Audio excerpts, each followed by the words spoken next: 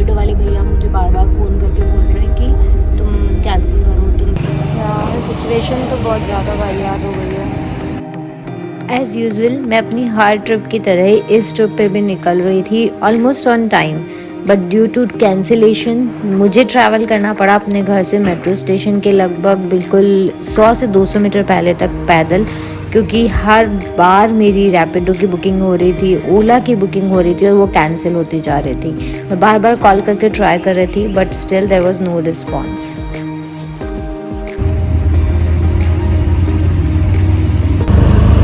5:15 की मेरी बस है और 4:50 ऑलरेडी हो चुका है। 4 से 5 मिनट में राइड कैंसिल कर दी। हाँ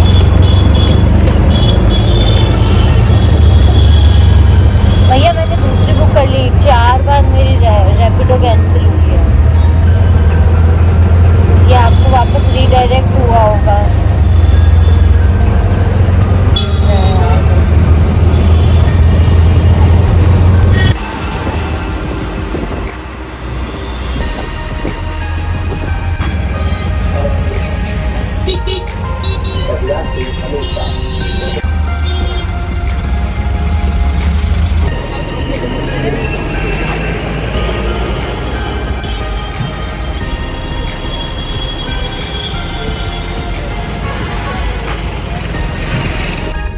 जब भी मैट में करीना कपूर बोलती है सीखनी होगा कटिंगा की कोई बस मिस नहीं करती, वैसा ही कुछ मेरा हाल है मारवाड़ी में। मैं कभी बस या ट्रेन मिस नहीं करती।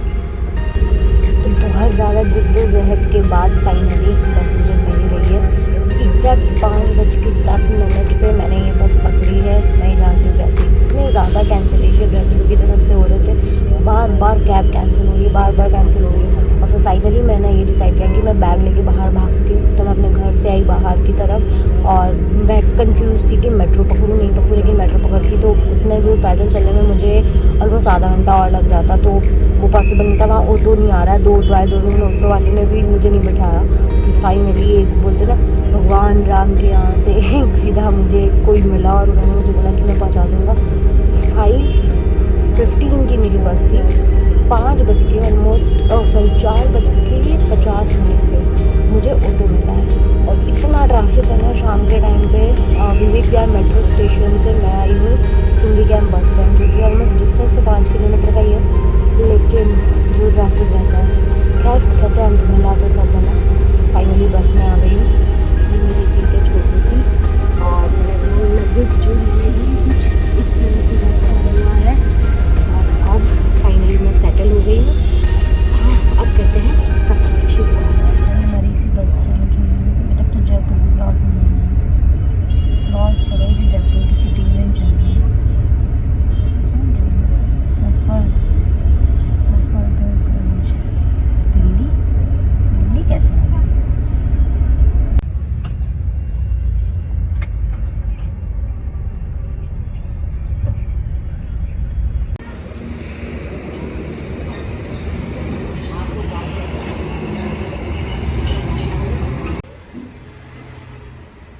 सर रात में जैसे जैसे जुगाड़ करके, क्योंकि जो एसी होता है ना उसका इतना ज़्यादा मुंह पे मतलब गिर रहा था हवा कि नींद नहीं आ रही थी, ठंडी लगने लग जाती है। ब्लैंकेट हालांकि ये लोग देते हैं बट स्टिल वो जो हवा होती है वो अच्छी नहीं लगती। तो मैंने क्या किया ना, एक पर्दा इधर से उठाया जो इस साइड वाला होता है, मतलब दोनों साइड कर्टेन होते हैं, उसको ऐसे किया और उस एसी का जो मुँह था वही रोक दिया और फिर मैं आराम से सो गई। अभी सुबह के बज गए हैं ऑलमोस्ट 6:15 और बस रुकी है यहाँ पे। पीछे ये खेत है और बहुत ही प्यारा सा सनराइज़ मैंने देखा। मतलब ऐसा लग रहा है बहुत टाइम बाद, हालांकि इतनी जगह घूमने जाते हैं बट टूरिस्ट प्लेस पे क्या होता है ना कि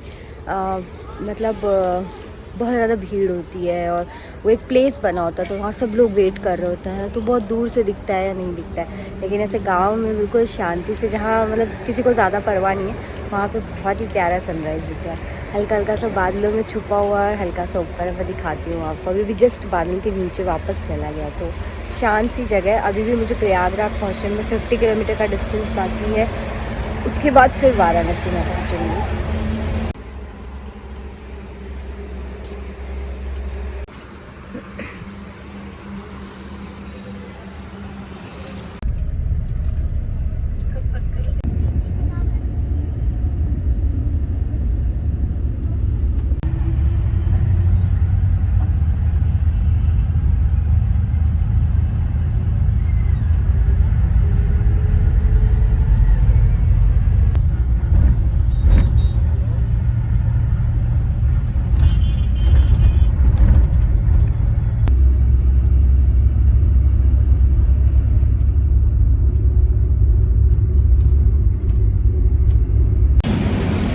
फाइनली लोकेशन पे मैं पहुंच गई हूँ।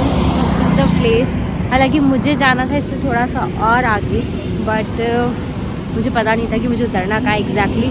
सो वेर एवर ही सेड, मुझे ड्राइवर ने जहाँ पे भी बोला I let down, now I will go. और कल मैं जाने वाली हूँ फाइनली एक्सप्लोर करने के लिए।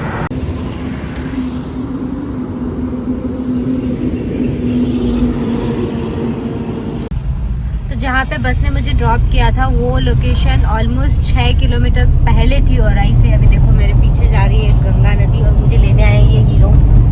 हेलो। तो अभी मैं पहुँचने वाली हूँ पहले इनके घर पे यानी मिर्ज़ापुर, फिर मैं जाऊँगी यहाँ से वाराणसी। ये छोरा है गंगा किनारे वाला।